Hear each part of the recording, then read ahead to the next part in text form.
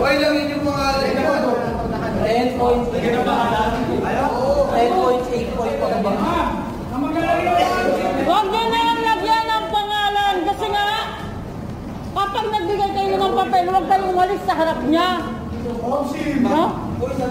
Nandito na para lagyan ng pangalan. Pagbigay ninyo, tayo lang siya dyan. Hoy!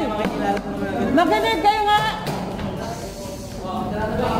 Yung nagbigay ng papel, tumayo ka lang sa harap namin.